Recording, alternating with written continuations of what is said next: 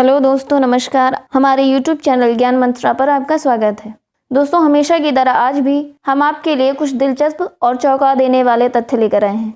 दोस्तों, जैसा कि आप लोगों ने थंबनेल में देख ही लिया है, आज की ये हमारी वीडियो हिमालय पर है। हिमालय पर है मतलब हिमालय से कुछ जुड़े तथ्यों पर है। दोस्तों, हिमालय की बात करें तो सबसे पहले ये ख्याल आता है कि हिमालय है क्या।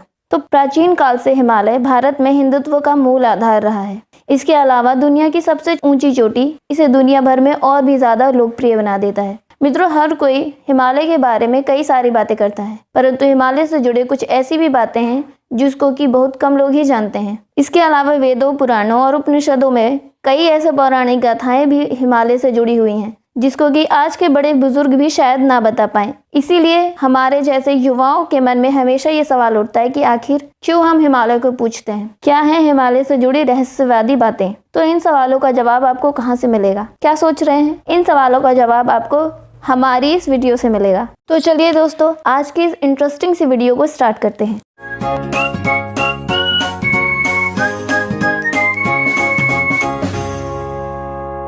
ये बातें हिमालय को विशेष बनाती हैं। हिमालय पर्वत श्रृंखला 6,12,021 वर्ग किलोमीटर क्षेत्र में फैला हुआ है और ये पृथ्वी के स्थल भाग का 0.4% है। दोस्तों, नेपाल का 76% हिस्सा हिमालय से घिरा हुआ है, इसलिए इसे नेपाली भाषा में आकाश का माथा भी कहा जाता है। हिमालय कई सारी ऊंची ऊंची पर्वत की चोटियों का भंडार है। दुनिया के 14 ऊंची पर्वत चोटियों में से हिमालय के अंदर आपको 9 चोटियां देखने को मिल जाएंगी। इसीलिए हिमालय को इतना महान और ऊंचा दर्जा दिया जाता है। यह एक प्राकृतिक बाधा है और यह एक भौगोलिक आश्चर्य है और यह एशिया का गौरव भी है। विशाल हिमालय पर्वत की जिसे पूरी दुनिया जानती है। हिम मतलब बर्फ और आलय मतलब निवास स्थल, मतलब बर्फ का घर। क्योंकि हिमालय पर्वत की लगभग सारी चोटियां बर्फ से ढकी होती हैं। दुनिया की सबसे ऊंची चोटी एवरेस्ट से लेकर अन्य ऊंची चोटियां भी हिमालय का ही भाग हैं। जैसा कि यह लगभग कई देशों में फैला हुआ है, पर ज़्यादातर भाग इसका भारत में पड़ता है। इसीलिए हिमालय भारत का भी गौरव है।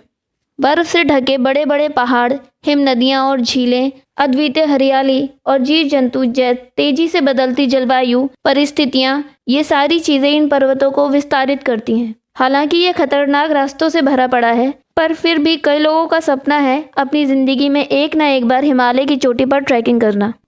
हिंदू धर्म में हिमालय को क्यों पूजा जाता है?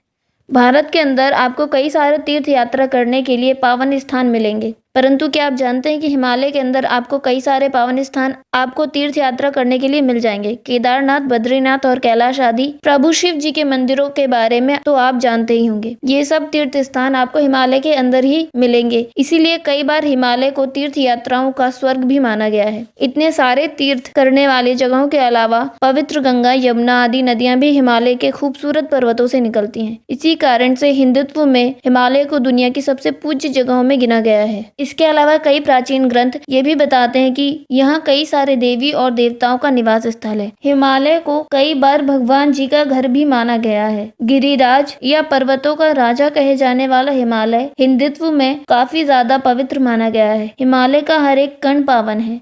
यहाँ आपको हर दिशा में धार्मिक गतिविधियां होती नजर आएंगी। हिमालय की महानता आपको इसकी ऊंचाई से ही पता चल जाएगी। कई ऋषि मुनि यहाँ हजारों वर्षों से तपस्या कर रहे हैं। यहाँ आकर हर एक इंसान के मन में पवित्रता भर जाता है। इसके अलावा हिंदुत्व में हिमालय को मोक्ष प्राप्ति का द्वार भी कहा गया है। अगर पूरे विश्व में देखा जाए तो आपको हिमालय से ऊंची और इससे महान पर्वत कहीं देखने को नहीं मिलेगा। हिमालय को देवात्मा का नाम भी दिया गया है, क्योंकि हिमालय का मौलिक तत्व ही धर्म का मूल नींव है।